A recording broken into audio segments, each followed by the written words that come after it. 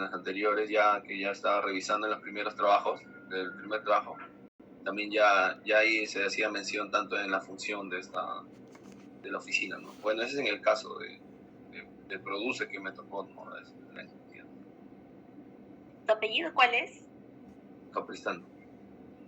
Capristano. Justo iba a llamar a Capristano para que conteste. ¿Alguien que quiera participar?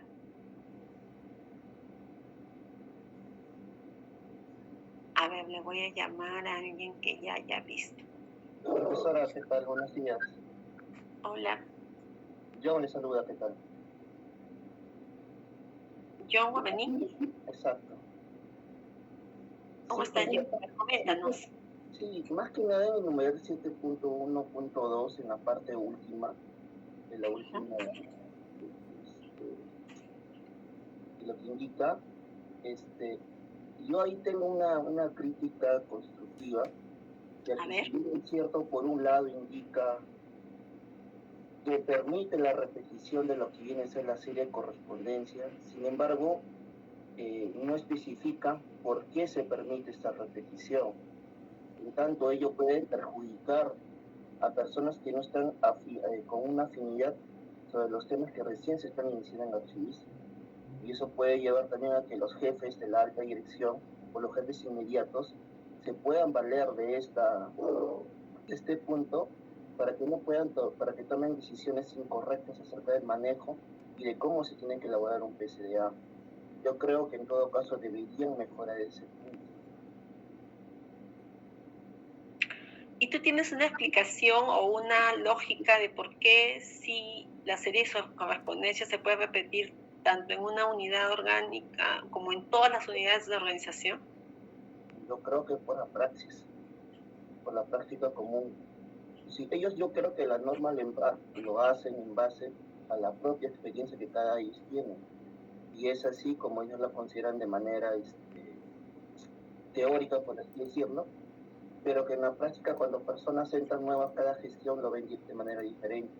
Y a veces los jefes no entienden esa perspectiva. Por más que le entregas al asesor jurídico, el asesor jurídico siempre te va a poner sustento. ¿Y por qué esta serie es así? Si en el documento que tú me estás dando no figura ello.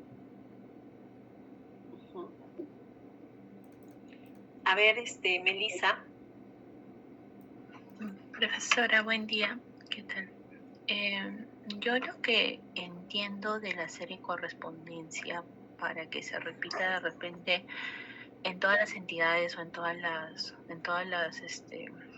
secciones es que la correspondencia yo creo que no es igual en todas las unidades de organización, porque los documentos que emiten o se reciben en una oficina de despacho de repente del ministro no va a ser igual a la correspondencia que va a recibir el área de remuneraciones, ¿no? Entonces yo por eso supongo que correspondencia es la serie documental que sí se repite en todas las secciones.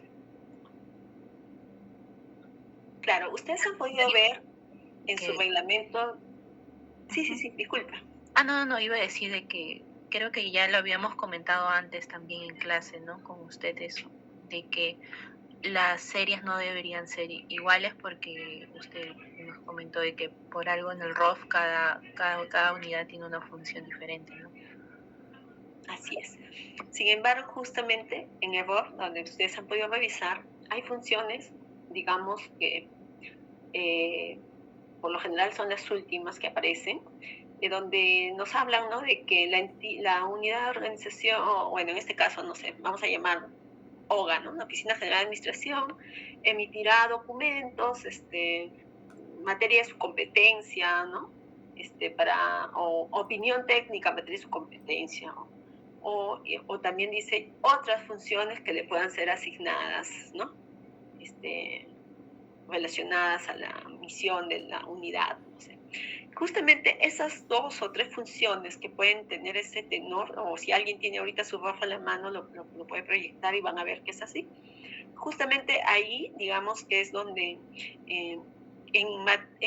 a razón de esa función, que es, digamos, muy general, que no está asociada directamente a la razón de ser de la unidad de organización, es que se generan justamente estos documentos que vienen a ser la correspondencia, ¿no? Por ejemplo, en algún momento hemos visto en recursos humanos, en abastecimiento que hemos revisado, pues son dos unidades que ya hemos revisado bastante, dentro de sus funciones, ¿no? Dice proponer las directivas, dice, ¿no? Por ahí dice emitir opinión técnica respecto a la materia de abastecimientos, ¿no? O por ahí podría decir, ¿cómo puedo decir? Reportar de manera periódica a la alta dirección, ¿no? El cumplimiento de los procesos de adquisiciones o de recursos humanos, ¿no? Entonces, obviamente, estas funciones se van a materializar en documentos, ¿no? Por ejemplo, si yo me llega una consulta en materia en mi área, ¿no? De gestión documental o en materia de casilla electrónica, bueno, es nuestro proceso, digamos. Entonces, nosotros vamos a emitir un informe, ¿no?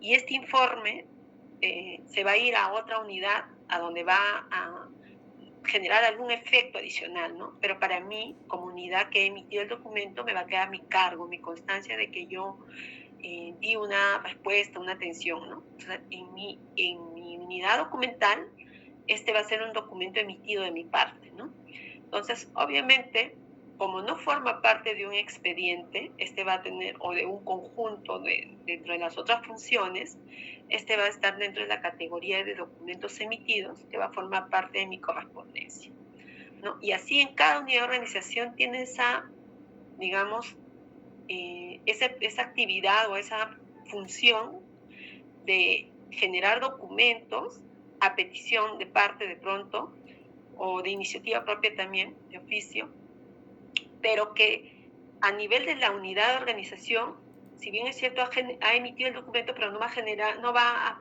provocar una acción más, sino lo que uno emite es para que en otras unidades o en otras partes, ¿no? De la entidad, este documento sirva de un input, o por lo general es un input para otras acciones adicionales que se van a producir, ¿no? Pero a nivel de la unidad, esto viene a ser digamos, un correlativo o tu cargo, ¿no? Y los cargos siempre formarán parte de la correspondencia, ¿no? Entonces, sorprende un poco ver de pronto en algunas unidades de organización o en algunos PCDAs que consideren serie sus documentos emitidos, ¿no? Pueden considerar serie los oficios, ¿no? Por ahí, pero esos oficios son cargos simplemente, ¿no? De sus documentos, o cartas, etcétera, ¿no? Pero que tienen otro, digamos que ese documento, el original, o sea, si hablamos en materia, digamos, física, ¿no? El documento original, el que tiene el sello de cargo y tendrá miles de sellos más, es el documento que está en tránsito, ¿no? En trámite permanente. Entonces, para ti, como unidad de organización que has generado, esto representa tu cargo, ¿no? Para que en algún momento demuestres que tú emitiste opinión, que tú actuaste respecto a determinado tema, y este es tu cargo. Acá está. Ya sea tu oficio, tu memo, tu carta, tu informe técnico, tu informe legal, etcétera, como se llame el tipo documental que se genere, ¿no? Entonces, por ahí que viene la correspondencia. Entonces, cada unidad de organización pues tiene ese tipo de función un poco extra de la función principal, ¿no? Por ello también se forma esto. Ahora, pueden haber documentos de mero conocimiento que te llegan a ti, por ejemplo, recursos humanos, ¿no? Saca un memo circular indicando cómo va a ser el tema de la recuperación de horas por el feriado largo que se viene, que es el día 7, ¿no? Entonces, este documento entra a la unidad de organización, pero es de mero conocimiento, ¿no? Entonces, toma conocimiento, toma acción, dispone el personal, ya sea por correo electrónico, por grupos de WhatsApp, cualquiera sea el medio, coordina con el personal y dispone, ¿no? O salvo que Recursos Humanos ya haya dispuesto y dice se haga dentro de a la salida con un máximo de 2 horas, o de repente le dan la prerrogativa al jefe de que determine cuál es la mejor forma de recuperación de las horas, ¿no? Hay entidades que se manejan de diferentes maneras. Este documento digamos, hacia la unidad de archivo simplemente va a ser un documento de conocimiento que va a determinar una acción, pero que ahí queda, ¿no? ¿Va? Entonces se archiva. ¿Dónde se archivaría? supongo que en documentos recibidos, como ustedes tengan, o correspondencia recibida, no sé. Finalmente forma parte de una sola serie. Por eso es que antes decían correspondencia emitida, correspondencia recibida. No, ahora la serie, acá mismo la gente lo propone, se denomina correspondencia a secas, ¿no? Por ahí. Pero sí, o sea, es bien interesante, ¿no? La participación, por ejemplo, la compañera toca ese temita y nos ha permitido de pronto ampliar el tema de por qué se produce la correspondencia en todas las unidades, ¿no? Parece mentira nuestra participación, la participación de ustedes, esa observación, ese, digamos, así medio olfato que tienen, ya, porque eso es lo que nos cae. Bueno, en mi haber, yo personalmente considero que tengo mi olfato archivístico, ¿eh? Donde abro un expediente. Hace poco recibí una transferencia de emergencia, les cuento, una transferencia de emergencia porque necesitaban desocupar ambientes. Entonces sí me puse en mis 13 y dije, no, mis documentos van foliados, mínimamente, ya, no me quites el FAS de las grapas porque sé que eso toma tiempo, pero mínimamente foliado y descrito conforme lo establezco, ¿no? Ok, entonces cuando ha llegado, así dentro de tantas cajas, ¿no?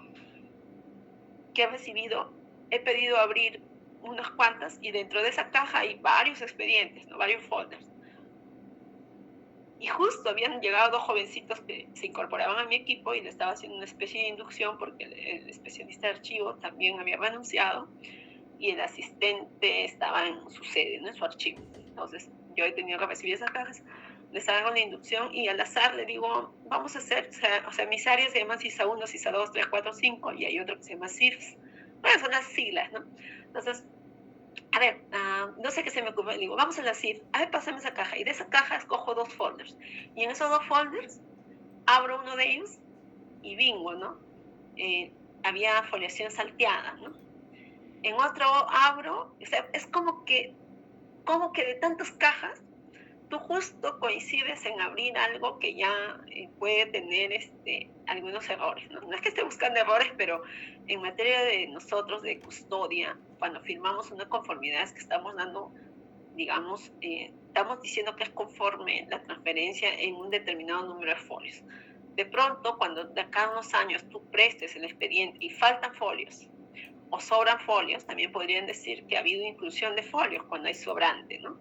O cuando hay faltante, puede decir que nosotros hemos retirado los documentos, porque ellos dicen que esos 180 folios y tú estás diciendo que son 275, ¿no? Entonces, sí hay que tener cuidado en eso, ¿no? Entonces, justamente uno se vuelve como sabueso con los años, ¿no? Hasta miras el grosor, llegas a identificar, dice 220, pero tu ojo te va diciendo que ahí no hay 220. Entonces es el tiempo, y creo que es un poco el amor a la carrera también, porque uno se convierte así tan... Te llegas a impregnar tanto con tu proceso, con tu archivo, que por eso existe esa frase también del, bueno, no será de archivo, pero nosotros en archivo lo usamos, ¿no? Ojo de buen cubero, ¿no? Ya vas midiendo, ¿no? Transformando metros cúbicos a lineales, etc. Y vas cogiendo esa experiencia, ¿no? Que obviamente un poquito solo, algunos de pronto es innato, lo tienen ahorita sin tantísima experiencia, y a otros nos cuesta y lo vamos adquiriendo con los años. Pero es así. Entonces, dentro del... acá 7. Dentro del numeral 7... Profesora, sí. Si me permite, de repente, antes de avanzar ese punto, comentar un poco sobre correspondencia. Ajá, adelante. ¿Sí? Sí, claro. Sí, profesora.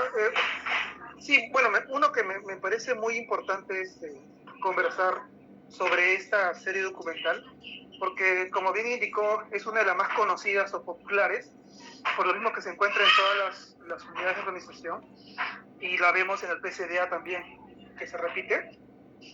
Y por otro lado también porque, en mi opinión, tal vez su lógica es un poco más compleja de poder comprenderlo. O sea, es conocida, es popular, pero a veces es un poco compleja porque muchas veces no es tan difícil, no es tan sencillo poder explicar la lógica de la correspondencia. Particularmente a mí también me ha costado un poco, en base a la experiencia, ya uno ya va comprendiendo, pero igual, ¿no? Lo que yo tengo simplemente es una opinión, tampoco es la verdad. Pero sí, de lo que he podido ver con otros colegas también más o menos hay una coincidencia, ¿no? Primero, en el libro de Antonia Heredia se menciona o se caracteriza a la correspondencia como una serie documental, como una serie documental artificial, ¿no? Algo así como que no necesariamente se generan por funciones propias de la unidad de organización, sino más que nada, y aquí ya estoy mencionando básicamente en cuanto al tema de la experiencia, se repiten. ¿Por qué? Porque al final son todas las comunicaciones que tienen las oficinas, pero de un carácter secundario. Es decir, estas comunicaciones no forman parte de las series documentales de las funciones propias de la unidad. Por ejemplo, un memorando múltiple de la Oficina de Recursos Humanos. Ese memorando múltiple lo emite la Oficina de Recursos Humanos. Puede ser dentro del contexto del COVID, de repente un memorando múltiple que tiene como objetivo recabar información del personal que de repente es vulnerable, ¿no? Entonces, este memorando para recursos humanos es parte de una función, es parte de un procedimiento, incluso puede formar parte de una serie documental para el caso de recursos humanos. Ahora, el memorando múltiple llega a otra oficina, a todas las oficinas en realidad, y para esas otras oficinas, ese memorando múltiple, ellos lo van a responder, ¿no? Lo van a responder seguramente mediante un informe. Ese informe, o ese memorando con el que responden las oficinas, esa comunicación que le derivan a recursos humanos, ese documento va a formar parte de ese expediente de recursos humanos, y recursos humanos lo va a tener como un expediente, ¿no? Como parte de una serie. Ahora, para la oficina, esa documentación, porque ellos se quedan con un cargo, estamos hablando, por ejemplo, de soporte papel, incluso en digital también, esos documentos no van a tener el mismo valor. Esos documentos para las oficinas van a tener un carácter secundario, una comunicación secundaria, porque no es parte de una función propia de ellos y no forman parte tampoco de sus series documentales. Entonces, esta documentación va a formar parte de su correspondencia, ¿no? En este caso, recibida o emitida, dependiendo de la característica, pero justamente en correspondencia están destinados a aquellas comunicaciones de carácter secundario. Ahora, lo que hacen las oficinas para llevar un orden es también incluir ahí los otros documentos emitidos, ¿no? Para que puedan mantener un correlativo. Pero si tuviese un original, el original de estos documentos de correspondencia, sean informes, memorandos, oficios, etcétera, estos deben ir en los expedientes de las series documentales y no en la de correspondencia. En correspondencia debe ir como cargos o copias. Salvo que se haya generado de repente un doble original, como antiguamente se hacía, podría ser. Pero principalmente el documento original debe ir con las series documentales, porque si no, cuando la correspondencia se elimine, porque tiene una valoración menor, entonces vamos a tener ese inconveniente que vamos a eliminar y en el expediente vamos a tener copias. Y en el expediente tenemos esa dificultad. Bueno, eso quería compartir, profesora. Sí, muchas gracias. Muy cierto, ¿no? En realidad, bueno, sí, como les explicaba ahí en algunos, digamos que dentro de las funciones propias de las unidades de organización, ¿no? Se establecen aquellas, digamos, hasta en línea de ordenamiento. Por ahí he visto desorden también en algunos ROF que ustedes me han compartido. Pero digamos que en un ROF relativamente bien organizado, ¿no? Las funciones de competencia, digamos, de esa unidad de organización, siempre van a estar en la función A, B, C o 1, 2, 3, 4, en ese orden también hasta de jerarquía, ¿no? Sin embargo, hay una función final, que es lo que yo les comentaba, que a veces dicen, ¿no? Emitir opinión técnica, entonces un poco más general, que no está directamente asociado a la función, digamos, elemental o básica de la razón de ser de esa unidad de organización, ¿no?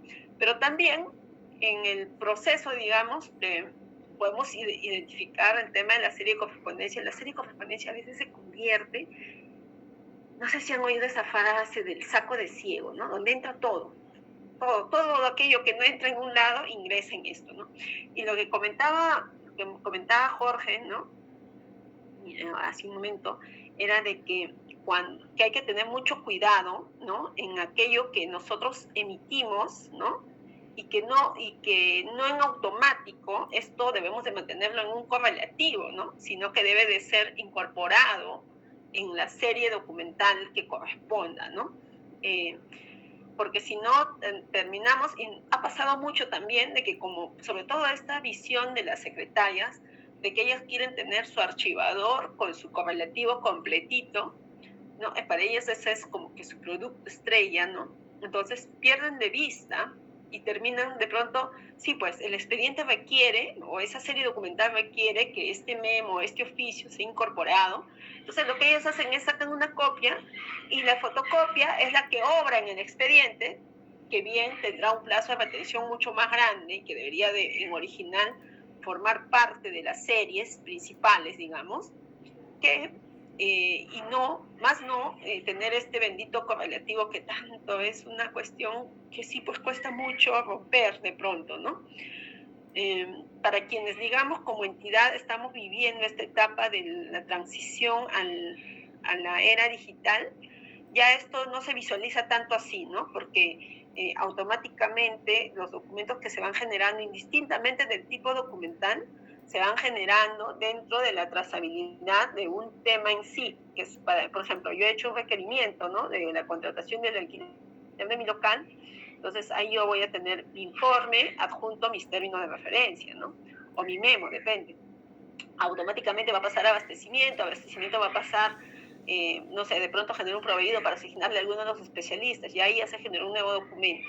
Pero yo ya no lo tengo, o sea, yo puedo mirar en mi sistema, listar y busco documentos emitidos por tipo documental, busco informe, pues me va a salir. Pero en la práctica, o sea, si miramos por hoja de ruta, ¿no? Entonces vamos a ver que mi expediente o mi documento firmado, que es el mismo que va a aparecer en mi cargo, porque esa es la diferencia del digital, ya forma parte del expediente, camina así, ¿no? Y es un poco, de pronto, que en lo físico nos fue un poco más complejo, porque había que romper algunos paradigmas, algunos esquemas, porque quien es el gestor, o hasta hace unos años atrás, donde existía el puesto secretarial, quien era el gestor, digamos, lo pongo con comillitas, del documento, recaía sobre la secretaria, ¿no? Y realmente la secretaria a veces tenía más poder que el propio jefe, y muchos archiveros, sobre todo aquellos que somos un poco más antiguos, ¿no? Nos hemos tenido que lidiar con eso, ¿no? Sí, ¿quién estaba queriendo participar? Que no le dejé. Elisa, adelante. Profesora, disculpe, tenía una consulta. Ay, creo que se escucha eco. Sí.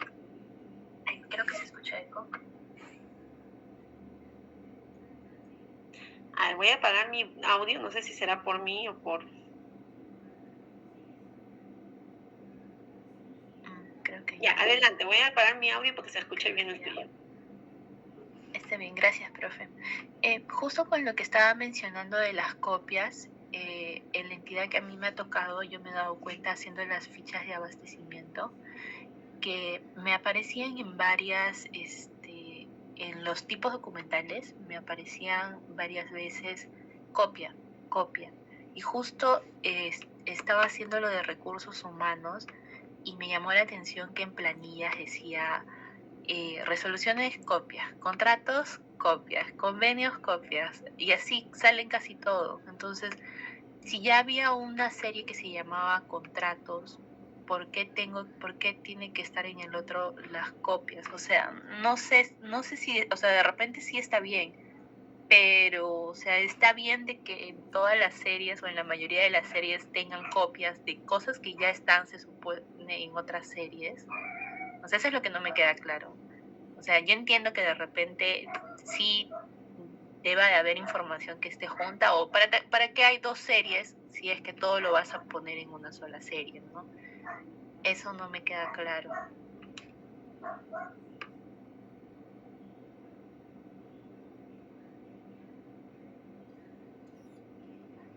Su audio, profe. Gracias por responder. Sí, bueno, habría que ver en detalle.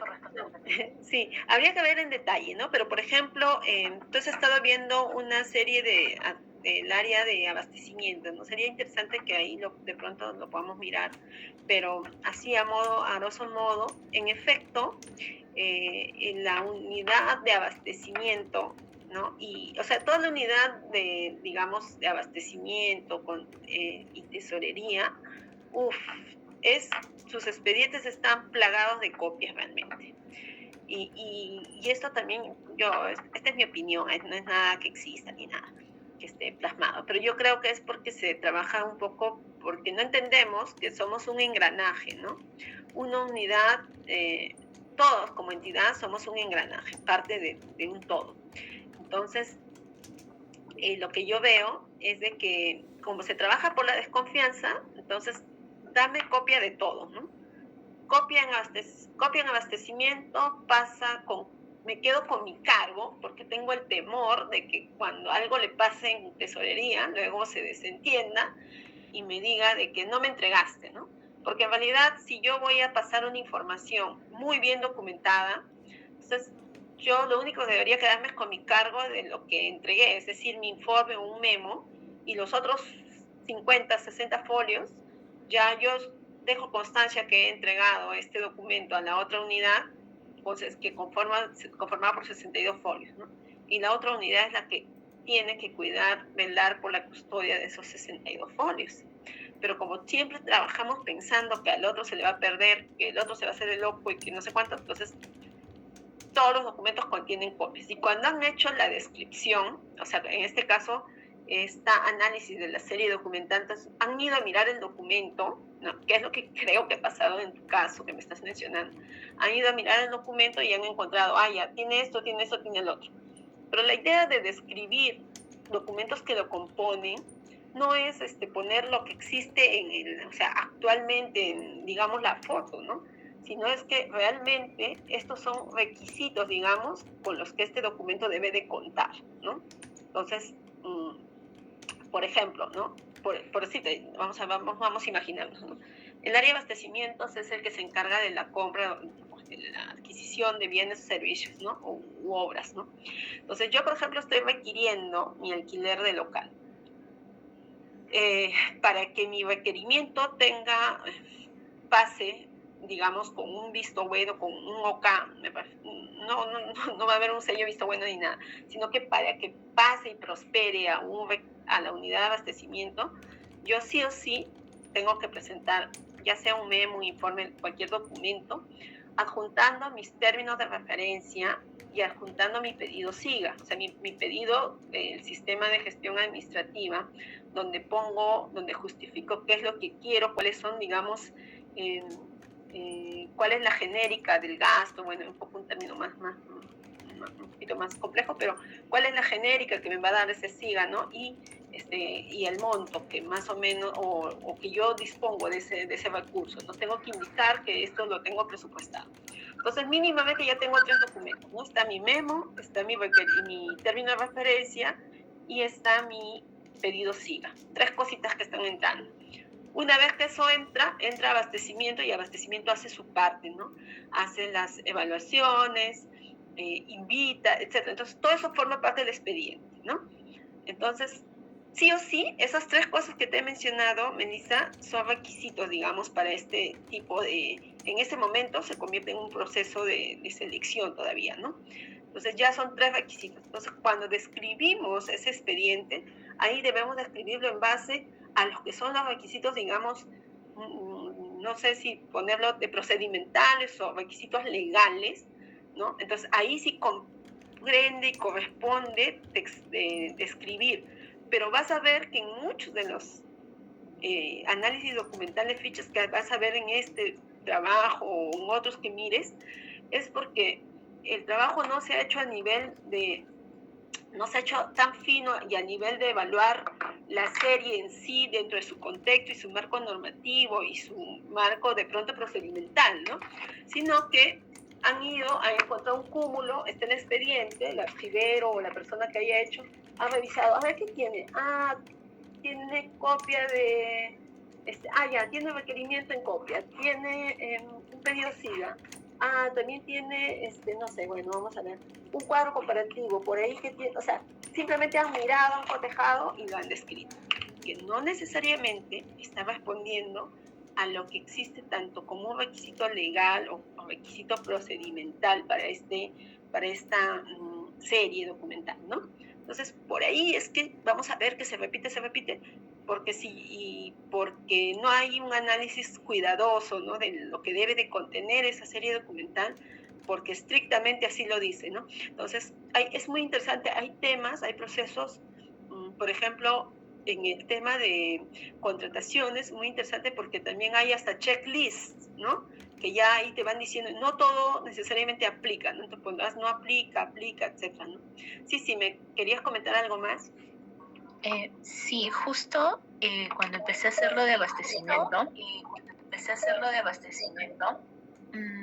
he visto que, por ejemplo, en los tipos documentales se está repitiendo lo mismo que dice el nombre de la serie. O sea, por ejemplo, en concursos públicos dice, la serie se llama concursos públicos y en tipo documentales solo dice expedientes,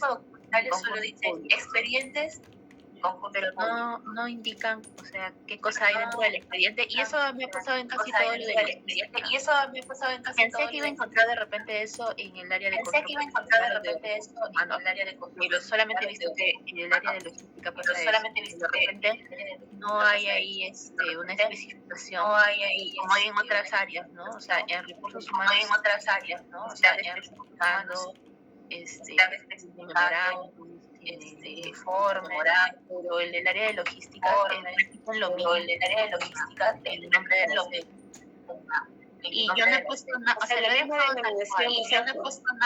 dejado tal cual, porque no sabría realmente qué contiene. Ahora, esa misma denominación o explicación vas a encontrar para concursos públicos, adjudicación directa selectiva, concurso público de mérito, no sé, licitación pública, algo así, ¿no? Sí, dice contrataciones directas, expedientes de contratación. Pues adjudicaciones por subastas y dice lo mismo. Solamente le aumentan expedientes de el nombre de la serie documental. Uh-huh. Sí, en realidad este temita sí le voy a compartir la vez pasada quise, pero bueno, se nos pasó, igual ya estamos, como que este es nuestro repaso. Ya, les voy a compartir este videíto, avísenme si se está escuchando, si se ve el texto, el sonido, perdón, ¿se escucha? Sí, pero un poquito bajo. Sistemas y modalidades de contratación. Estimado especialista en obras públicas, hoy te enseñaremos algunos datos relacionados al expediente de contratación, considerando los sistemas y modalidades de contratación. Por ello, pon atención al presente video y compártelo con tus colegas. Antes de empezar, debemos recordar que el expediente de contratación es aquel conjunto de documentos que conforman una contratación, ya sea de bienes, servicios u obras. En estos documentos encontraremos todas las actuaciones referidas a una contratación, desde el requerimiento hasta el cumplimiento total de las obligaciones derivadas del contrato. El referido expediente queda bajo custodia del órgano encargado de las contrataciones, salvo en el periodo del procedimiento de selección, en el que dicha custodia esté a cargo del comité de selección. Como sabes, el expediente contiene, entre otras cosas, el sistema de contratación que corresponde al procedimiento, que igual puede ser precios concretos, descuentada, tarifas y o precios criterios. En base a un hectárea y una comisión de se aplican los sistemas de suma alzada y precios unitarios para servicios en general y obras. Del mismo modo, se aplican los sistemas de suma alzada y tarifas para consultoría de obras. Respecto al sistema de contratación de tarifas, se ha dispuesto que será aplicable para las contrataciones de consultoría general y consultoría de obra. De otra, las modalidades de contratación, que también están incluidos dentro del expediente de contratación, pueden contemplar las modalidades llave en mano o concurso de oferta. Llave en mano. Tratamos de obras, el costo de oferta en conjunto, la construcción, equipamiento, montaje, hasta la puesta en servicio.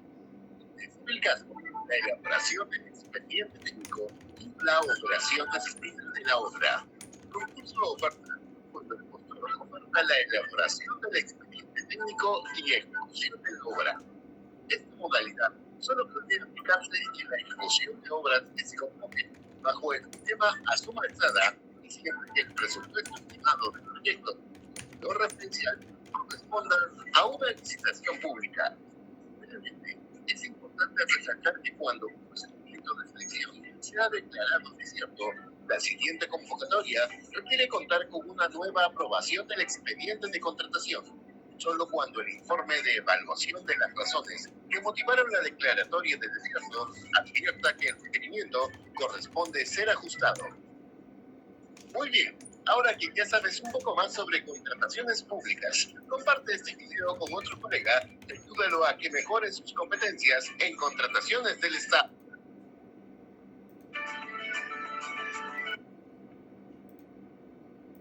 Bueno, acá lo que han podido escuchar es que ya esto es del OCE, ¿no? Que es el organismo responsable de lo que es contrataciones del Estado, y hablamos, y lo hablan en esta breve explicación sobre un expediente de contratación, ¿no?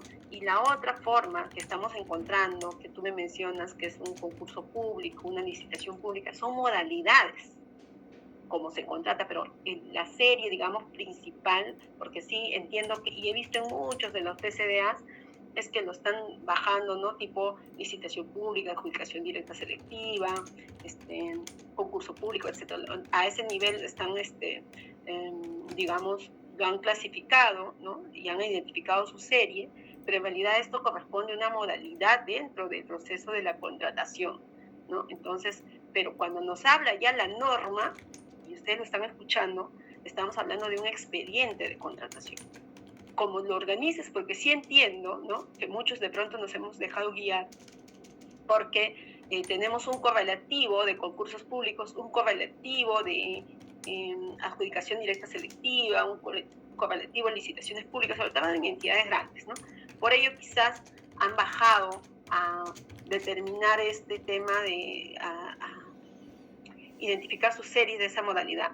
Entonces, como yo les comentaba de comienzo, decía, siempre hay que mirar la norma, ¿no? Y la norma establece la definición del expediente de contratación y nos dice, ¿no? Desde la decisión de contratar hasta la última fase, hasta prácticamente el pago, ¿no?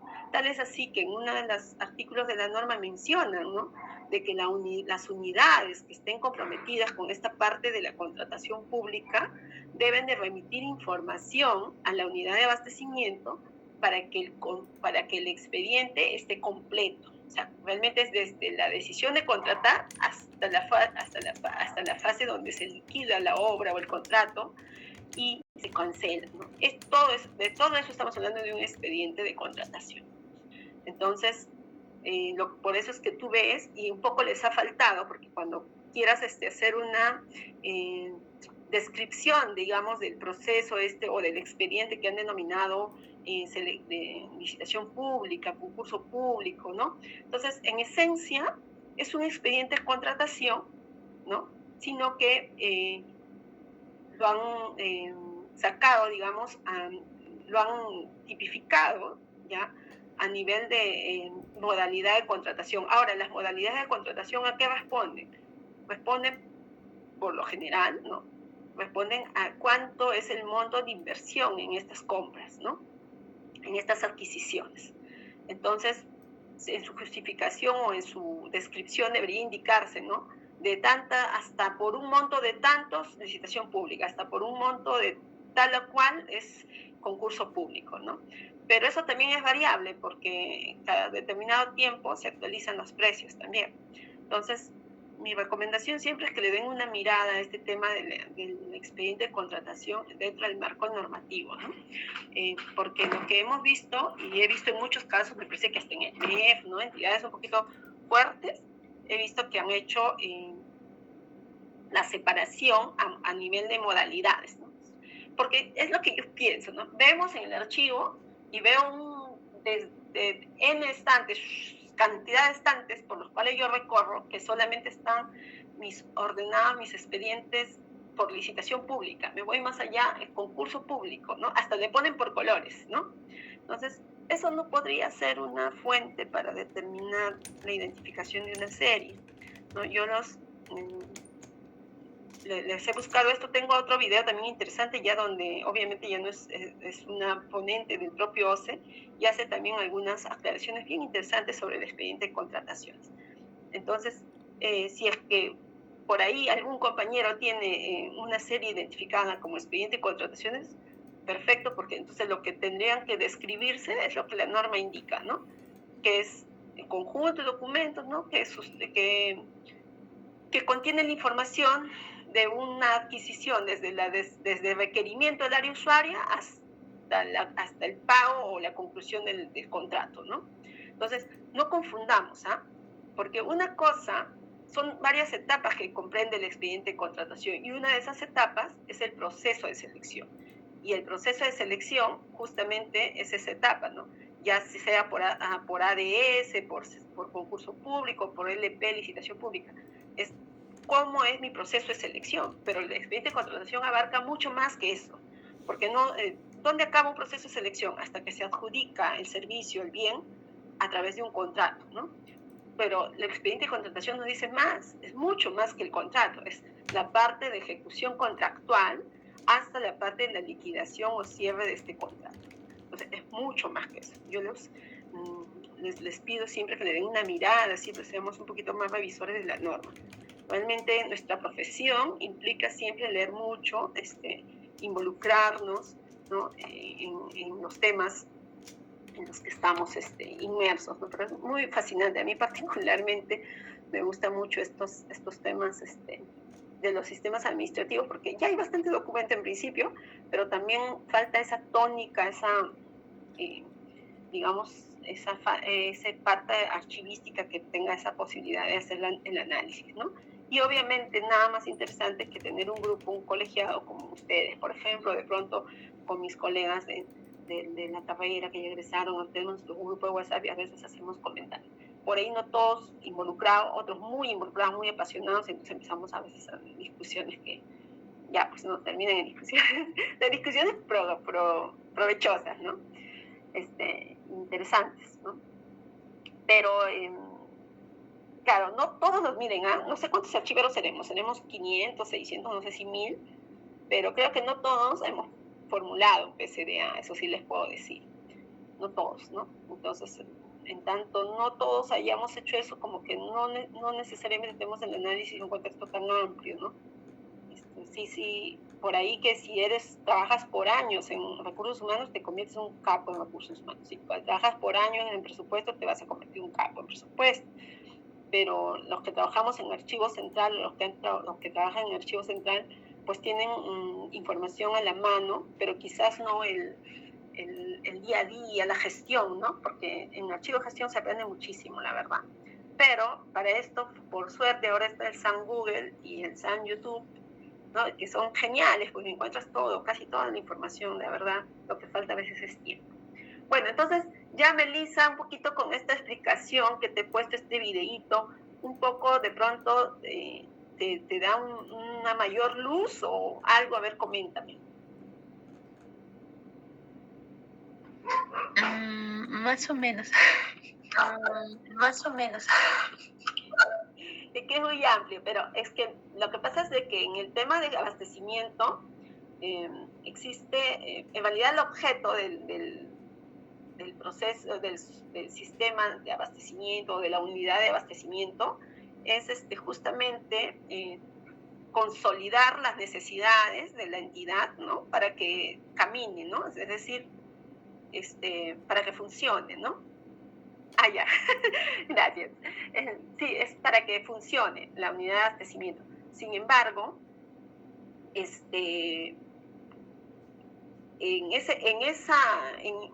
digamos, su norma máxima que les regula a ellos es la ley de contrataciones. Pero también existe, por ahí he visto de algún compañero, he visto que ha puesto expedientes civiles, algo así. Ajá, la 3225. En otros dice el expedientes civiles. ¿Por qué? Les comento. Estas compras, esas directas, rapiditas que se compran de servicios menores o iguales a 8 UITs, no están dentro del marco normativo de la Ley de Contrataciones del Estado.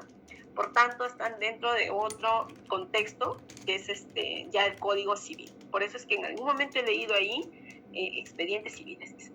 Incluye pues la contratación de compras menores, ya sea bienes, servicios, o también servicios de limpieza, no sé, de servicios, no sé, de topografía, bueno, en fin, miles, pero también los locadores. ¿Ya? Entonces, también vi en otro PCDA de los compañeros que dentro de recursos humanos habían puesto una serie que se llamaba legajos de locadores o legajos de servicios de terceros. Una locura. ¿Por qué? Porque recursos humanos administra solamente aquellas, las personas contratadas que cuenten con vínculo laboral con la entidad, con el empleador. Podrían ser de la ley. Bueno, hay muchos, digamos, regímenes laborales, pero los más conocidos son el 728, que es el régimen laboral privado, ¿no? Que son los que están bendecidos, porque tienen un montón de beneficios. Están los del decreto legislativo 1057, que son los CAS, ¿no? Están las modalidades formativas, que son los practicantes, y también la 276, ¿no? Que es la que está en la mayoría del Estado, ¿no? Entonces, por lo general son esos regímenes. Hay muchos otros. Hay la 1054 de los gerentes públicos, de los gerentes públicos, existen los regímenes de los médicos, de las enfermeras, de los jueces, de los profesores. Hay un montón, para todos los gustos, del tema militar, etc. Pero bueno, ese no es el punto. Entonces, yo sí, por eso es que cuando veo que ponen, y es muy importante esto, ¿qué contiene la serie? Entonces, cuanto más veas documentos que hayan colocado, que hayan listado, te vas dando cuenta que hay un trabajo mucho más elaborado. Ahora, pueden haber series documentales que su único documento como tal sea, por decirte, de pronto podría haber una serie que podría llamarse, no sé, pues actas de algún tipo, ¿no? Yo tengo un caso en mi entidad, que ahorita no se me viene el nombre, pero mesas de trabajo, ¿ya? Entonces, las mesas de trabajo, por lo general, tendrían una convocatoria, ¿no? Del sector del sindicato, ¿no? El grupo empresarial. Entonces sería a través de un oficio, podría ser un correo, ¿no? Donde se convocan a esas partes y luego se crean mesas de trabajo donde se llegan a determinados acuerdos. Finalmente, un resultado de esa mesa de trabajo sería un acta, ¿no? Y al final, hasta de pronto, esa acta que se suscribió se puede remitir con correo a las partes y podría estar también el correo, ¿no? Pero habría que verlo en ese sentido, ¿no? Pero no es que yo de pronto me voy a mis mesas de trabajo y encuentro que también hay un informe, que también hay un, de pronto hay un, no sé, un proyecto de acta, entonces todo eso lo voy a describir porque es lo que encuentro, no, pues no, es lo que contempla, lo que se ha estipulado que va a formar parte de esa mesa de trabajo. Ahora, esta serie se las estoy lanzando así, porque yo la tengo como que identificada o preidentificada, pero aún la tengo como que no me calza muy bien, entonces sí he pedido, ¿no? En este caso, con los jefes, porque ellos decían, pero esta es mi función, ¿no? Mesas de trabajo. Entonces yo también veo y digo, porque si no, esa área solamente va a tener su serie de correspondencia, entonces quiero encontrarle un son más interesante, pero habría que evaluar, de pronto hasta organizarnos y decir, bueno, la mesa de trabajo tiene estas fases, ¿no? Y cada fase debería generarnos un tipo documental o 3 fases, un tipo documental. Entonces lo dejamos por escrito, zanjado ahí, y ya debería quedar. Esa es nuestra serie documental, que en esencia no debería modificarse, ¿no? Por ahí. Profesora. Sí. Buenos días. Roberto, ¿cómo estás? Adelante. Buenos días.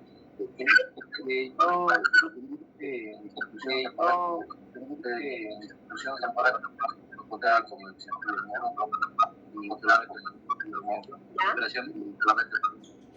interés en la red. No me di cuenta que la interés por la red. No me di cuenta que la red tenía recuperaciones. Es un programa. Realizando el crecimiento, la comparación de las justamente la serie de procedimientos. Profe, disculpe, te escucho con mucho eco. Apague su audio. Te escucho con mucho eco. Apague su audio.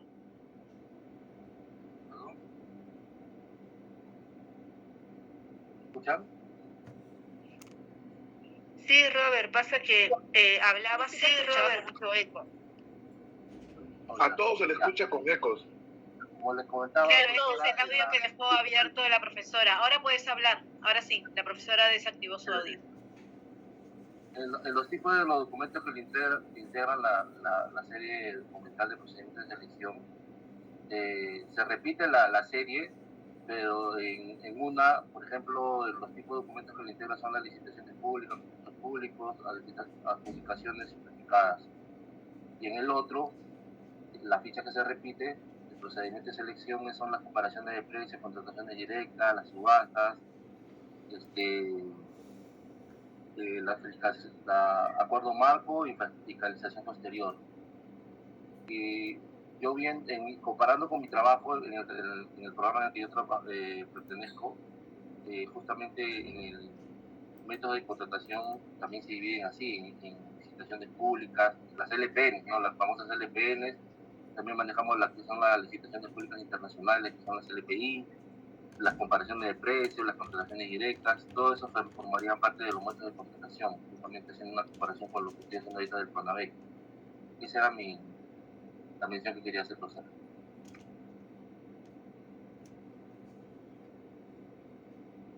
Sí, gracias, Roberto. Claro, justamente tú estás viendo que en tus fichas de esas series que has podido ver, en este caso de Pronavec, se repiten los tipos documentales porque justamente como forman parte de un proceso, ya se establece en qué cosa debe de contener un proceso en este caso, un expediente de contratación. Y la parte primigenia, digamos, que elabora abastecimiento es el proceso de selección, ¿no? Hasta contratar un proveedor que cumpla todos los requisitos, ¿no? Entonces, en esa primera etapa va a haber todo lo que has mencionado, ¿no? Desde el requerimiento, vas a tener el cuadro comparativo de precios, estudio de mercado, etcétera, ¿no? Y va a depender mucho de la modalidad, ¿no? Ya si hay, para cada modalidad hay determinados requisitos. Entiendo yo de que existe hasta un checklist, ¿no? Donde no todo, obviamente se ha hecho un checklist de todo un proceso de contratación, obviamente para lo que es de pronto una licitación pública o un concurso público pueden diferir en algo, pero en términos generales casi cumplen con todas las condiciones, ¿no? Tiene que haber pluralidad de postores, ¿no? El proceso de publicación de la convocatoria, ¿no?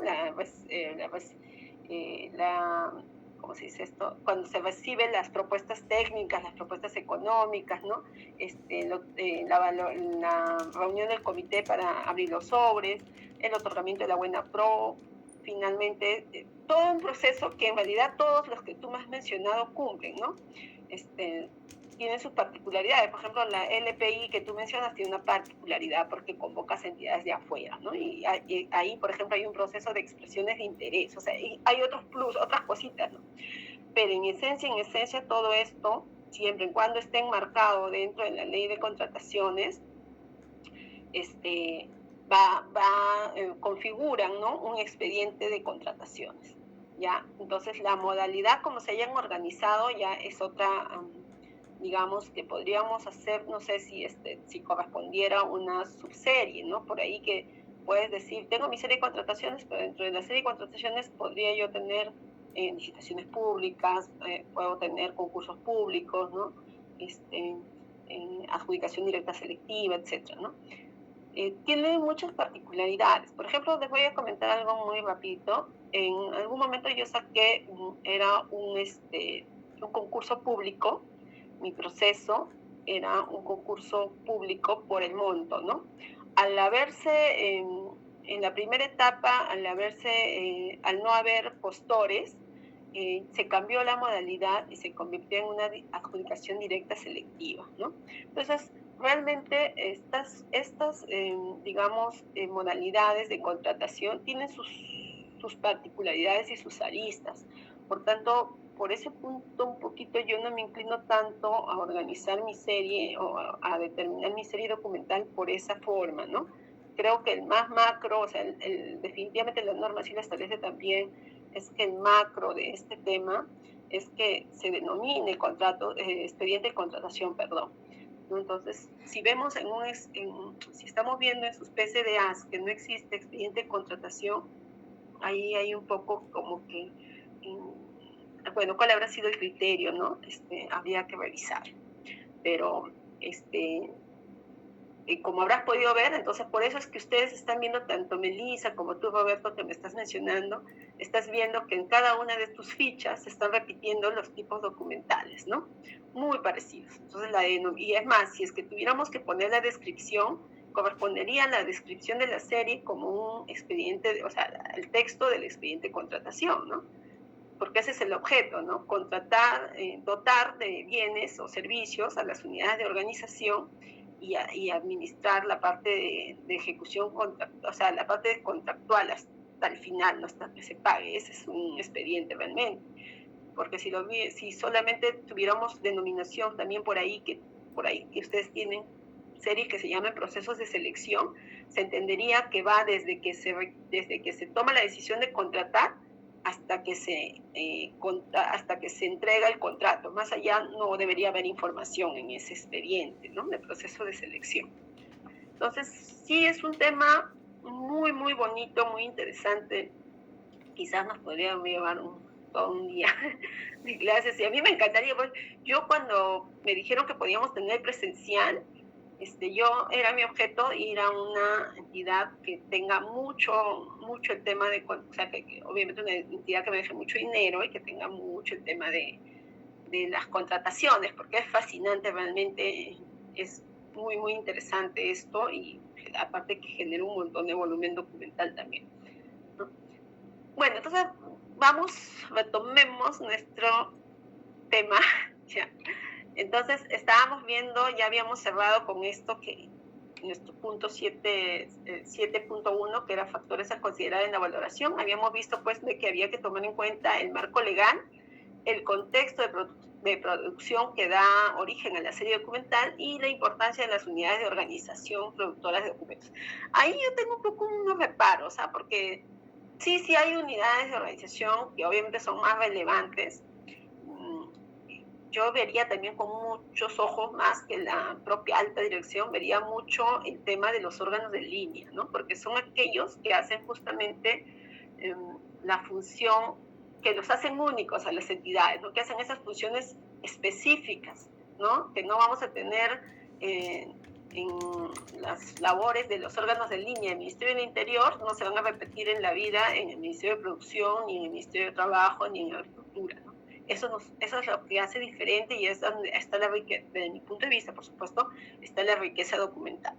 Tuve la suerte, ahora para otros puede ser, pero tuve muchas oportunidades de estar de un trabajo en otro y en otro y en otro, y eso me ha permitido a mí tener, o al menos, bastante amplitud de documentos, de series documentales, porque mis primeros años de carrera, de vida, casi todos, o sea, pues estoy muy poco tiempo en esta entidad donde me quedaba varios años, pero por lo general siempre he estado trabajando en una entidad en proyectos, ¿no? Y los proyectos pues tienen un inicio y tienen un fin, ¿no? Por ahí en alguna entidad un tiempito más, pero por lo general tengo en mi haber fácilmente un poquito más de 20 entidades, ¿no? Y eso también en archivos, y recuerdo, tengo un hermano a quien valoro mucho, fue el que me puso me puso la carrera y me comentó: Ani, ha salido una carrera nueva, me dijo. se llama Escuela Nacional de Archiveros en ese momento. Y me dijo, hasta me estoy animando a estudiar. Él ya era abogado. Entonces, me dijo, me acuerdo la palabra que me dijo, cada entidad pública o privada tiene un archivo. O sea, esto tiene mucho campo laboral. Y así en este término, va a haber mucha chamba, me dijo. Entonces yo decía, yo quería estudiar otra cosa, no sabía qué estudiar, todavía era jovencita. Entonces dije, así me gustaba el nombre de escuela, siempre pensé en estudiar en alguna escuela. Y cuando ya me inserté en este mundo, y bueno, y él siempre ha sido como un mentor para mí. Y un día le conté de mi trabajo y que me sentí un poco triste porque ya se vencía el contrato. Y a él agarró y me dijo, pues siempre lo he visto como una persona visionaria.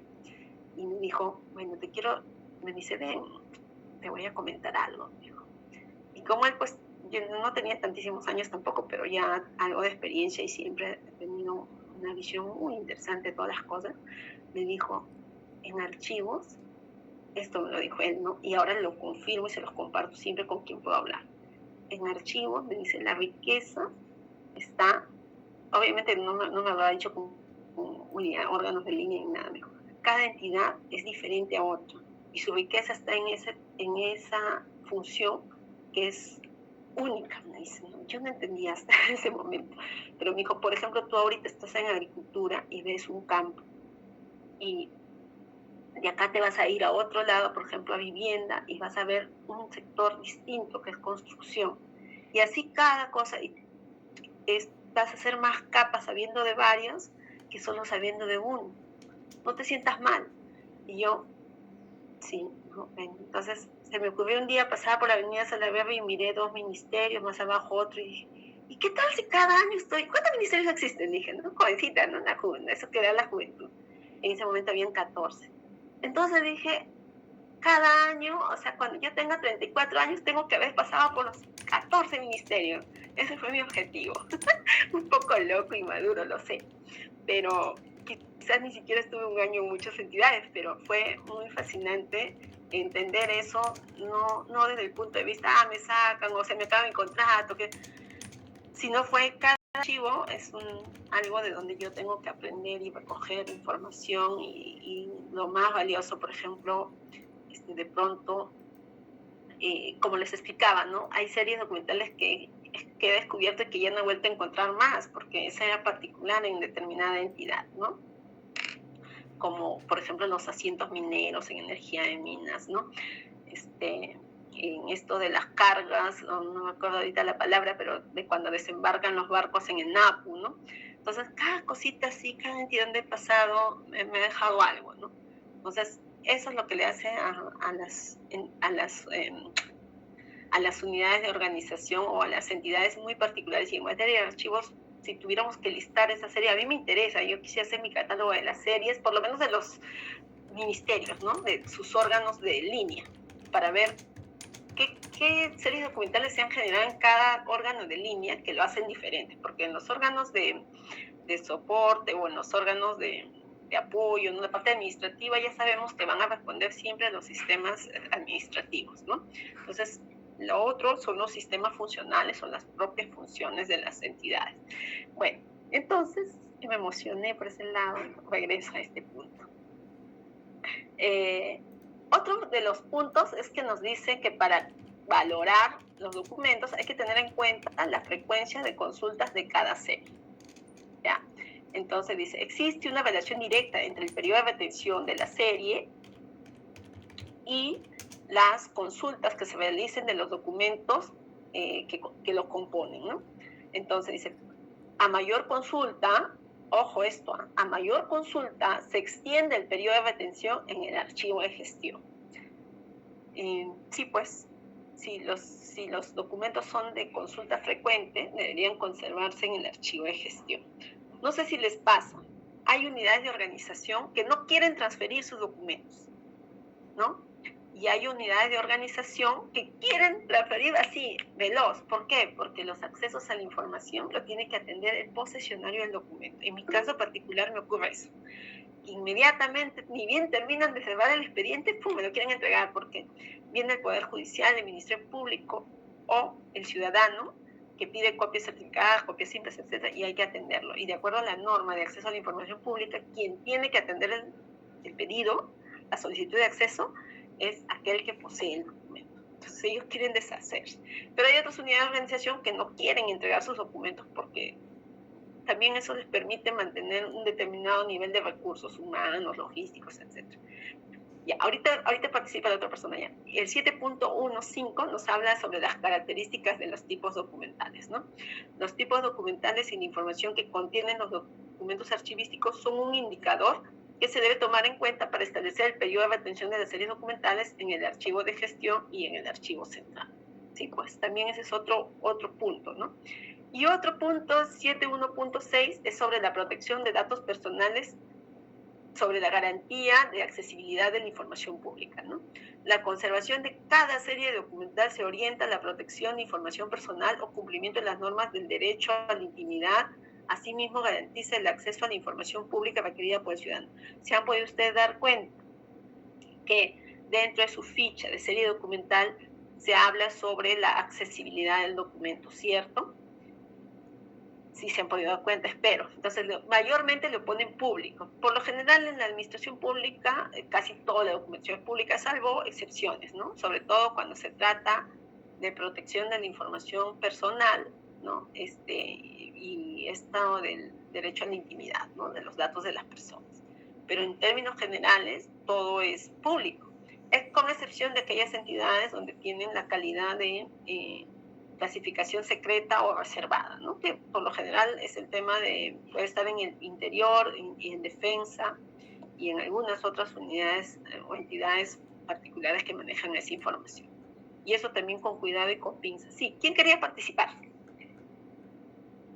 No me digan que es para el break, ¿eh? Profesora. Profesora. El break. No, tengo una consulta. Tengo una consulta. Mire, hay una norma sobre la del servir, que habla sobre el tema eco, disculpe, profesora. que habla sobre el tema de la confidencialidad del su micrófono. Mucho Su micrófono. Ya. Hay una norma de servir que ha sacado hace octubre que habla sobre la administración de legajos de personal y ahí dice que el legajo es confidencial. Yo también justamente he visto eso en las fichas que es pública. Es de octubre de este año, reciencito nomás, está fresquita. Muy buen punto, Sarita, y es verdad. Yo también observaba eso y dije, ajá, esto lo voy a tocar.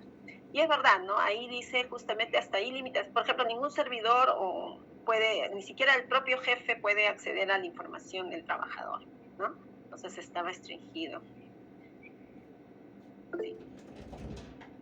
Sí, adelante.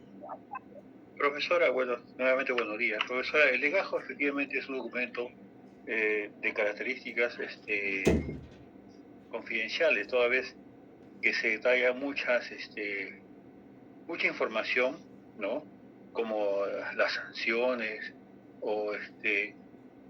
y otros procesos judiciales que la misma ley dice que deben ser, pues, cumplido el tiempo, desaparecer, ¿no? De la matriz de información. Pero téngase presente que muchos servidores conocen estas normas y también la parte directriz no lo hace porque indica, pues, ¿quién te dijo que lo modifiques? Entonces, esa persona, ese responsable de esa unidad, queda con ese detalle, ¿no? De condicionado. Pero al llegar al punto de que el servir te dice que sí es información pública, claro, que puede ser el sueldo, los datos personales, y ahí sí es información. Los demás datos son totalmente reservados, que se adecúan a lo que disponen las leyes en función de materia de información, y también por transparencia los datos son solamente exactos, precisos y concisos del detalle de la información de la persona que está laborando en una entidad, institución, ¿no? Del Estado o una micro, ¿cómo decir? de entidades que están con régimen 728, profesora. Disculpe usted.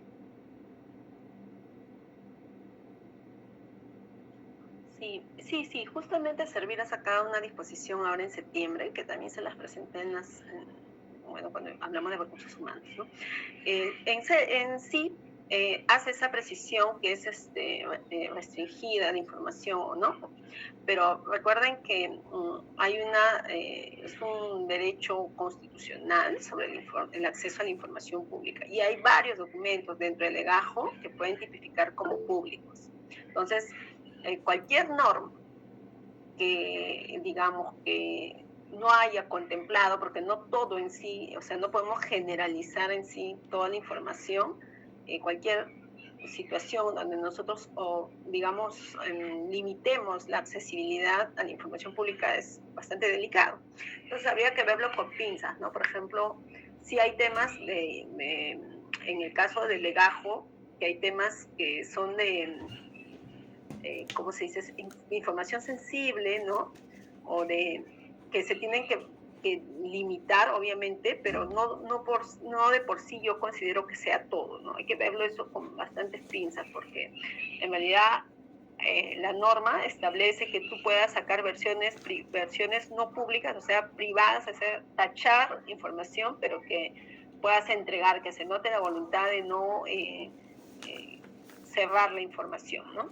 Pues habría que ver la verdad no he revisado así tanto a detalle, pero si es que se ha contemplado ahí, digamos, como que esto sea resultado de todo un análisis dentro de un marco normativo más amplio, porque ojo que no solamente hablamos de la ley de transparencia, sino por encima de la ley está la ley de leyes, que es la Constitución. Y la Constitución protege el tema del acceso a la información pública, ¿no? Como también protege el tema de la intimidad personal, ¿no? Eso hay que ver ahí hasta qué punto. Sí, adelante, Carol. Profesora, ¿qué tal? Buenos días. Profesor, yo le quiero hacer una consulta, pero es por el tema de lo que son contrataciones. Por ejemplo, en la entidad en donde estoy laborando, ellos en el área de recursos humanos solamente digamos, se encarga de hacer las contrataciones para lo que son practicantes, 728, CAS, ¿no? CESIGRIStas también, ¿no? Pero para lo que es locadores y terceros, ellos no se encargan ya recursos humanos, sino se encarga la Oficina General de Administración, OGA, ¿no? Y siempre es mi duda, ¿no? Pero ¿por qué, o sea, ellos se encargan de, ¿no?, de contratar a los terceros locadores, ¿no? Si igual tienen que pasar por un proceso de selección, pasan ellos, ¿no? Pero recursos humanos no, porque ellos dicen que como ellos no tienen, son autónomos, ¿no? No hay un vínculo, digamos, de dependencia, ¿no?, con la entidad, entonces es como un servicio, ¿no? Entonces por eso es que ellos lo toman como que OGA se encarga de eso, ¿no? Y aparte como recursos humanos, bueno, ahí le dicen OGPER, Oficina General de Personas, algo así, ellos están separados, ¿no? Tienen son autónomos, ¿no? O sea, dependen directamente de GG, de Gerencia General, ¿no? Al igual que OGA también dependen directamente de Gerencia General. Eso siempre ha sido mi duda, profesor.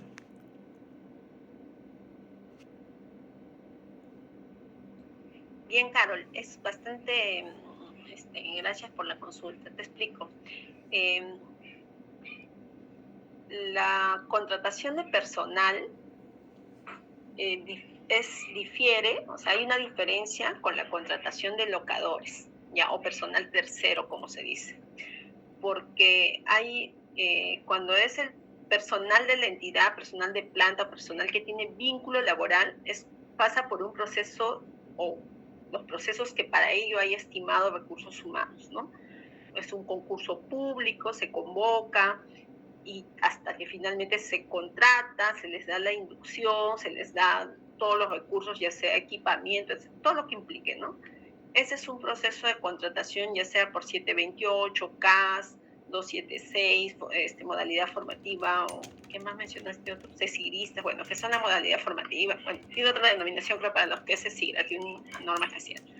Bueno, No obstante, y estas personas tienen condiciones, ¿no? Nosotros los que servimos, los que estamos a nivel, bueno, se denomina servidores públicos, en la administración pública, los que estamos a ese nivel y nos han contratado, tenemos obligaciones que nos alineamos a nuestro reglamento interno del servicio civil. Ya. Por ejemplo, tenemos obligación de marcar nuestra asistencia, nuestra entrada, nuestra salida, y en algunos casos hay entidades que marcan refrigerio. Si no asistimos o faltamos o pedimos permisos, licencias, etcétera, podemos ser plausibles de descuentos, ¿no? Tenemos derecho a vacaciones, a beneficios sociales, etcétera. Mientras que en el tema de los servidores, de los locadores o servicios no personales, como los denominen, ellos no tienen vínculo laboral y son contratados bajo otra modalidad. Por lo general son contratados con una orden de servicio, ¿ya? Y quien se encarga de hacer ese proceso de contratación es la oficina o la unidad de abastecimiento, o la que haga sus veces, ¿no? Y cuando, por ejemplo, estas personas laboran si ellos podrían bien no venir, no asistir, faltar, etcétera, porque lo que no se contrata es la persona, se contrata el producto, al bien, al servicio que estos locadores van a entregar a la entidad.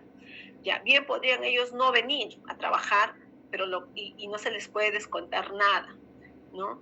Si es que si ellos presentan su entregable cada mes, o sea, su sueldo está sujeto a una contraprestación que tiene que hacerse evidente, ¿no? Ya sea un bien, ya sea un servicio que lo tienen que entregar a través de las mesas de partes cada mes, incluyendo su recibo por honorarios, cosas que no ocurren con las otras modalidades que hemos hablado. Entonces, por ello, este tema de los recursos de personas contratadas bajo la modalidad de locadores, terceros o consultores, como se denominen, están bajo la, digamos, supervisión, ¿no? Si bien de las unidades de organización que contratan esos servicios, pero en realidad lo administra y lo maneja todo a nivel de abastecimiento, porque ellos son proveedores, que no es lo mismo que servidores públicos o trabajadores de la entidad. Ellos son proveedores. Entonces, si es que les estuvieran descontando, estuvieran pidiéndoles que marquen asistencia, ahí ya se está configurando otra figura legal que podría atribuirles derechos laborales también, ¿no? Porque se está alterando, digamos, la condición de contratación de servicios, porque ya tendrían ahí claramente habría una desnaturalización del contrato, y ya, pues, con justa razón, esos locadores con el tiempo podrían hacer hasta un proceso de vinculación, ¿no? Un tema judicial para que se les vincule y se les reconozca todos los derechos que han dejado de percibir. Por eso es que sí tiene que haber una marcada diferencia, un trato diferenciado, ¿no? Y ahí tengan cuidado aquellos que de pronto aquí ya son jefes, etcétera, cuando hagan sus términos de referencia y contrataciones, háganlo bien elaborado para no generarse problemas a futuro, ¿no? Seguro que muchos de ustedes son locadores también. Entonces, ahí en realidad al locador se le contrata por el servicio.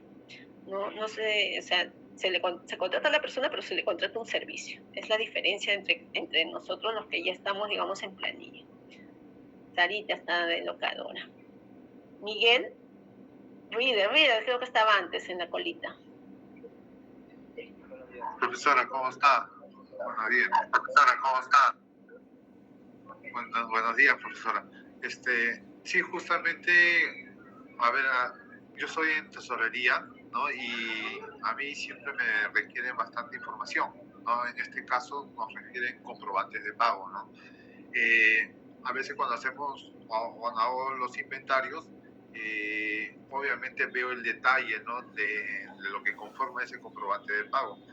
Y yo caigo un poco en el supuesto, ¿no? De que, por ejemplo, el proveedor es una empresa X que ha hecho informes médicos del personal, por ejemplo, de la institución, ¿no? Y bueno, son informes personales, ¿no? Pero me caigo en el supuesto de qué pasa si me lo piden como comprobante de pago, ¿no? Entonces, yo tendría que alertar, ¿no?, que estoy brindando esa información, porque usualmente nos piden mucha información, muchos documentos, ¿no?, que son datos sensibles, o simplemente brindar el comprobante, porque la serie es comprobante, ¿no? No es informe médico, ¿no? Pero en el interior del documento es ese, ¿no? Como supuesto, no me ha ocurrido, pero cómo se podría proceder más o menos en ese momento, ¿no?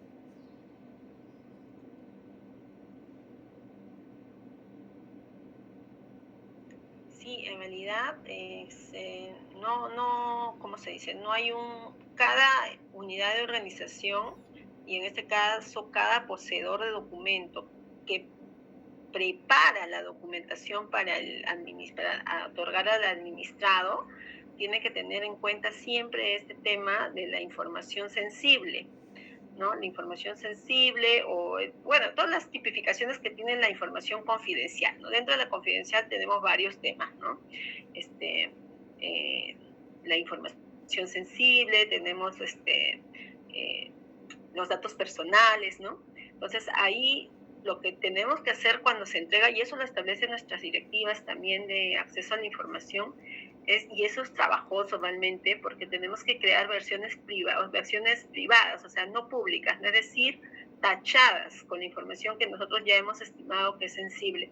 O si es que es todo el documento, entonces se le tiene que simplemente extraer y no entregar esa información, ¿no? Pero siempre para hacer justo, como es parte del proceso de transparencia y validad, el ciudadano puede ver que tú le estás dando del folio 1 al 80 y le falta desde el 65 al 72, ¿no? Entonces, lo mejor ahí es hacerle versiones no públicas y entregarlas, ¿no? Y comunicar dentro del texto de la respuesta, que eso siempre lo tiene que hacer en la integridad, es que comunicar que hay información sensible que no puede ser entregada porque hay otras normas que protegen, ¿no? Nosotros como entidad también tenemos nuestras plantillas donde se hacen esas precisiones, ¿no? Entonces ya el ciudadano, si es que ha pedido, si es que está invocando la ley de transparencia, tiene que conocer también las excepciones a la ley, ¿no? Obviamente. Pero sí, o sea, no limita, o sea, no es que cada quien tiene que cuidar la información que está entregando, porque la persona que puede haber sufrido la vulneración de sus derechos podría también denunciar a la entidad por estar infringiendo en incumplimiento de la norma, ¿no? Y me ha pasado un caso, o varios, nos ha pasado que como nosotros, mi área está a cargo de hacer de hacer la notificación de las resoluciones y que éstas se publiquen en el portal web, hemos habido ciudadanos que nos han dicho, yo no he autorizado a que se use mi nombre, ¿no?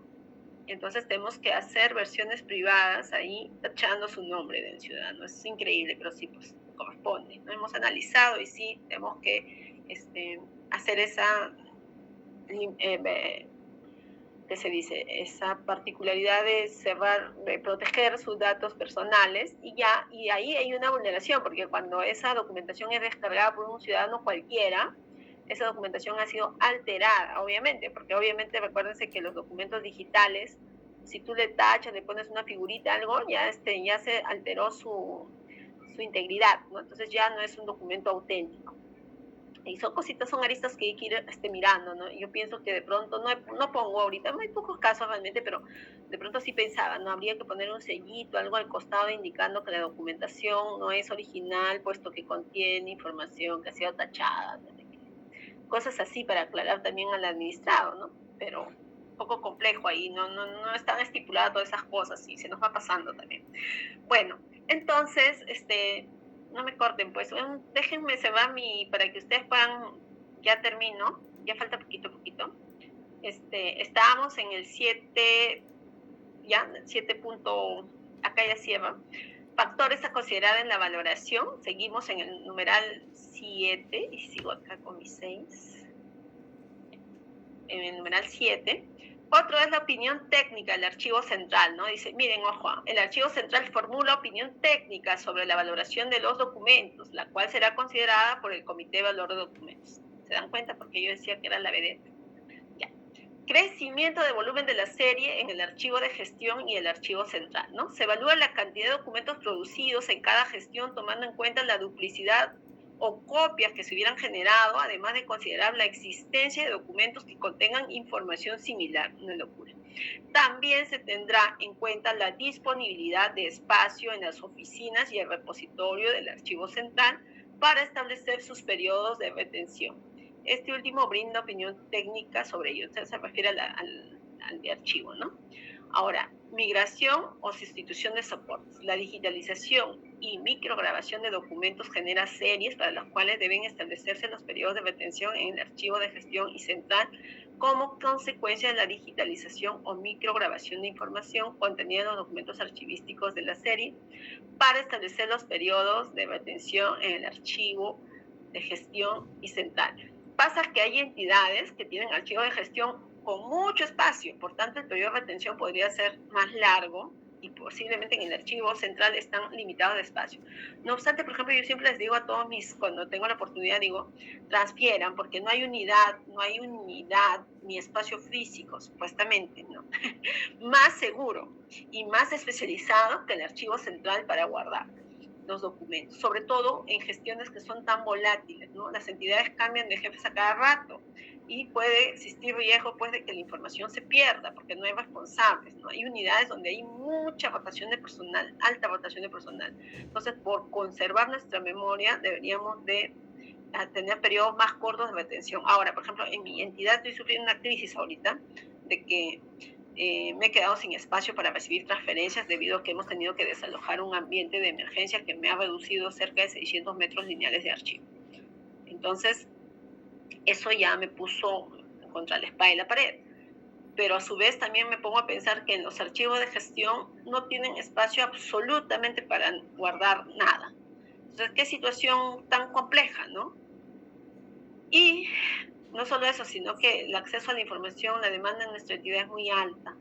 Y realmente trasladar a nuestro archivo es trasladarnos el tema de la atención de los accesos y es bien, toma mucho tiempo, ¿no? Y bueno, ya para finalizar, porque estos son mis puntos que yo voy a tomar para mi evaluación, es sobre las disposiciones específicas, ¿no? Ya nos falta poquito. ¿Cuáles son los tipos de valores de los documentos archivísticos, no? Son dos tipos nada más, permanentes o temporales. Permanentes corresponden al valor que tiene la serie documental de acuerdo al marco legal vigente, la importancia para la investigación, derecho de acceso ciudadano, son condiciones que tienes que tener en cuenta, ¿no? La rendición de cuentas sin prescripción y utilidad para las investigaciones científicas, sociales, la historia, la memoria colectiva de la sociedad. Estos documentos que tengan estas características no pueden eliminarse. Mientras que el temporal corresponde al valor que tiene la serie documental una vez que los documentos que conforman hayan cumplido los fines administrativos, fiscales, contables, legales, entre otros, que lo originó, siendo innecesario para la entidad. Hay documentos tan volátiles como los inventarios que se hacen cada año, ¿no? Por tanto, ahí nomás ya nos va dando señales de que son documentos temporales, ¿no? Ahora, el numeral 7.3 nos habla sobre las disposiciones específicas sobre el Comité Evaluador de Documentos, ¿no? El Comité Evaluador de Documentos se aprueba con resolución emitida por la más alta autoridad y se comunica a la AGN, ¿no? Luego de ahí, este comité participa activamente en la elaboración del programa de control de documentos y brinda opinión favorable sobre la eliminación de documentos, ¿no? Muy al margen de la valoración. Bueno, en esta directiva, ¿no?, del 2019 se establecía pues que estaba conformado por 4 integrantes. No obstante, este año, en el 2023, se aprobó la directiva sobre la norma de administración de archivos, donde hace una modificación sobre los miembros que conforman el Comité Evaluador de Documentos, ¿no? Que ya no son ahora 4, sino son 6. ¿Y quiénes han agregado, no? Han agregado a lo que es la Oficina de Planeamientos y la Oficina de Informática. Yo me imagino que esto ha sido, digamos, un poquito han querido alinear al tema de cómo se compone el Comité de Gobierno Digital, ¿no? Entonces, por ahí como que a mí no me parece tanto porque estamos implicando a 2 áreas que no necesariamente tendrían por qué estar inmersos cuando se trata de valoración documental. Pienso que esto está más asociado al tema de gobierno digital, ¿no? por ahí. Planeamiento podría ser por organización o métodos, por ahí, podría ser, no sé, la verdad. Pero ahora, chicos, ya no es 4, sino son 6, ¿no? Y algunos de ustedes han tenido a bien de hacer en su PCDA, en sus fichas, me han puesto los 6, muy bien, punto para ustedes. Ya. Otro punto, que es el 7.4, es sobre el programa de control de documentos archivísticos. Y ahí nos definen un poquito, ¿no? Después de tanto hablar, nos dicen que el programa establece series documentales producidas, el valor asignados a estas series y el periodo de retención en los diferentes niveles de archivo, ¿no? ¿Cómo está conformado nuestro PCDA? Tiene 2 anexos, nos dice, ¿no? Tiene la ficha técnica de series documentales y tienes la tabla de retención de documentos archivísticos. Y luego nos habla sobre el programa de control de documentos, cómo, digamos, se da cada cosita, cada paso, ¿no? La unidad de organización y el comité reciben el asesoramiento y orientación y absolución de consultas del archivo central, ¿no? El archivo central elabora un cronograma de trabajo para la elaboración del PCDA, que por lo general no se da tanto así. El archivo central comunica a la unidad de organización el inicio de la elaboración del PCDA adjuntando los formatos de ficha técnica y tabla de retención. Otra parte es que la unidad de organización identifica, ¿no?, la sección y las series. Obviamente la unidad de organización ya es la sección que producen y propone los valores, los valores y el periodo de retención. Y luego, en otra etapa, la unidad de organización elabora las fichas, ¿no?, técnicas de series documentales por cada serie que le corresponde de acuerdo a lo que el archivo le haya indicado. Acá nuestro actor, que es el archivo central, va a revisa y de ser el caso, corrige las fichas con la información brindada y la que disponga. Luego lo pasa el comité evaluador de documentos, revisa, valida y suscribe cada ficha, ¿no? Y el comité ya sabemos que está integrado por los miembros que hemos referido antes, son 6 ahora. Y aprobada las fichas técnicas de serie documental, el archivo central elabora, eso sí es el archivo central, elabora la tabla de retención de documentos de archivo, ¿no? Luego de ahí, el Archivo General de la Nación brinda la orientación y absorbe las consultas de la entidad a través de la Dirección de Desarrollo de Políticas Archivísticas en Lima Metropolitana, o en su caso, si es a nivel de región, sería la Dirección Regional de Archivos, ¿no? Esta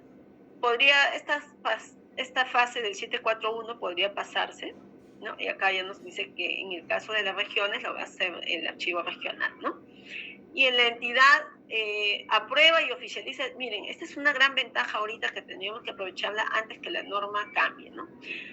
Y la entidad aprueba y oficializa el PCDA mediante resolución de la más alta autoridad y oficia al AGN o al archivo regional copia de la resolución y del PCDA aprobado. Y por último, ¿no?, es responsabilidad de la entidad publicar en su portal web el PCDA aprobado. La ventaja en este punto es de que ahora es la entidad que aprueba sin necesidad de una, digamos, que tengas una preaprobación por parte de la AGN o un visto bueno, ¿no? Si no es la entidad, en conjunto con su comité, formula sus series, aprueba sus fichas y a través de una resolución de la más alta autoridad se aprueba el PCDA y debe de ser publicado. Y ya para último, para que luego nos pregunten los compañeros, es el 7.5, nos habla sobre la actualización. ¿En qué casos, no, debo actualizar mi PCDA? ¿Cuándo es obligatorio? Me dice, siempre y cuando se emita un dispositivo legal que afecte, modifique la función de la unidad de organización, el nombre, el valor, el periodo de retención de la serie. En estos casos se debe modificar la ficha de la serie y la tabla de retención de documentos de archivo. Y en el 7.52 nos dice cuándo, ¿no?, voy a actualizar mi PCDA cuando se modifique el nombre de una sección. En este caso se actualiza todas sus fichas técnicas de la serie documental. Bueno, es lo mismo prácticamente que lo de arriba. Y luego nos hablas, que es el 7.53, nos dice cuando cambie la estructura orgánica por fusión, reorganización o privatización que afecte el fondo documental, en ese caso se reformula todo el PCDA. Así es que, si ya vemos que hay cambios muy críticos en nuestra entidad, se tienen que hacer los ajustes correspondientes a nuestro PCDA. Y estas fichas, estas diapositivas serían materia de nuestra evaluación. La evaluación va a ser obviamente teórica, por ahí no les pongo una ficha para que la hagan porque de repente no la hacen. Entonces, estos serán nuestros puntos que va a ser dentro del examen. Cualquiera de estos los voy a preguntar, pueden ser objetivas, puede ser de relaciones, etcétera, verdadero o falso, ya eso ya es una cuestión que ustedes se den una leída, no tengo la intención de hacer preguntas para que caigan ni nada, lo más sencillo posible.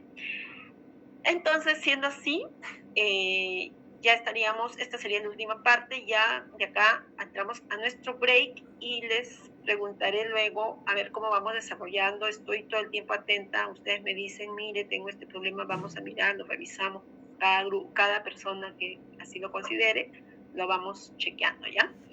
¿Alguien iba a preguntar algo? Sí, profesora. Jorge. ¿Me escuchas? ¿Qué tal? ¿Me escuchas? ¿Qué tal? Te voy a apagar mi micro. Sí, por favor, gracias. Profesora, sí, escuché por ahí que mencionaba que en las fichas tenían que estar los 6 miembros, tanto los permanentes como los temporales, adicionando, ¿no? Entendiendo que va a adicionarse el de informática y el de planificación. ¿Me confirma eso para en todo caso darle una opinión? Porque creo que ahí sí podría yo dar un alcance. ¿Me confirma, profesora? Si eso es lo que escuché mal. Si eso es lo que escuché mal. Lo que yo les comentaba es que ya actualmente en el Comité Evaluador de Documentos se había modificado, ¿no? Con esta norma de la Directiva de Administración de Archivos, se había ampliado el número de integrantes del Comité de Evaluador de Documentos, ¿no? Que eran 6. Entonces, cuando corresponda, porque así lo dice, deberían de incluirse. Sí, ahí me permite en todo caso hacer un alcance. Sí, en concreto, en la Directiva de Administración de Archivos efectivamente se menciona eso, se incorporan a esos 2 miembros, pero ojo que a esos 2 miembros se les incorpora el numeral 8.5.5 literal B, y dice: la oficina de planeamiento y la oficina de informática deben integrarse para los proyectos y programas estratégicos para el funcionamiento, fortalecimiento y desarrollo del CIA. Y justamente con esto están un poco haciendo la equivalencia para lo que antes tenía como función el PIMA y el SIM. El SIM, que era el Comité de Implementación de Mejoras para aquellos proyectos de desarrollo. Entonces, con estas 2 integraciones, para esos motivos el comité se reúne y sesiona. Pero entiendo de lo que yo he revisado esta norma y de lo que dice, que para el caso del PCA se sigue manteniendo los 4 miembros, y eso es ratificado en la directiva en la valoración para documentos digitales. Eso es ratificado o se evidencia porque en el mismo formato actualizado, el último, el nuevo, que tiene como anexo esta última norma, se menciona a los 4 miembros, no se menciona a los 6, porque los otros 2 solamente es para aquellos agendas o sesiones del Comité de Evaluación de Documentos en el que ven proyectos, ¿no? Que obviamente para temas de repente de evaluar un desarrollo tecnológico tiene que estar en informática, y obviamente en la parte presupuestal el representante de la oficina de planeamiento. Entonces, eso más que nada, profesora, en mi opinión y de acuerdo a lo que le he citado, deberían en los formatos seguir manteniéndose los 4 miembros y no los 6. Sobre todo tomando en cuenta que el mismo formato último de la directiva para valoración de documentos digitales así también lo estipula. Bien, gracias por la precisión. Como les explicaba, les comentaba previamente, me parece que acá lo que han querido es alinearse a la participación tal cual como se establece el Comité de Gobierno Digital, ¿no? Por ahí creo que ha ido la figura. Quieren hacer un espejo de esto, ¿no? Pero sí, pues no he visto con ese detalle, gracias Jorge por la precisión en todo caso, por el alcance. Y bueno, no sé si hay algún otro comentario o pregunta antes de irnos al break, que ya me comí varios minutos de su tiempo.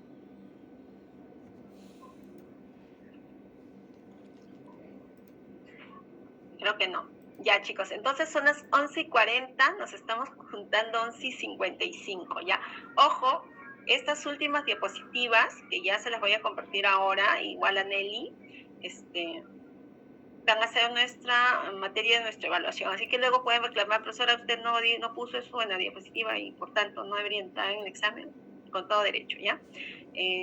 Mi interés es de que ustedes conozcan la directiva, los puntos sobre todo más relevantes, ¿no? Y el día sábado podamos estar evaluando esa parte de sus capacidades, ¿ya? Y retornamos del break y estaríamos revisando nuestras fichas, y algunos que requieren ayuda lo van trabajando, otros me piden y ingreso yo a sus chats privados y vamos viéndolo, ¿ya?